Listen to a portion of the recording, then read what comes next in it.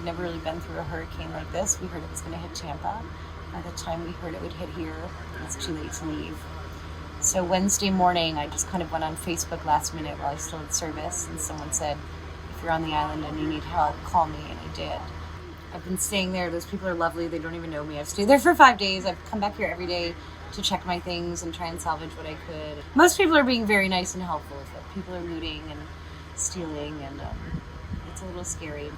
I just don't know what to do with I have nothing. I have no car. I have no home. I have no possessions. So it's an adventure.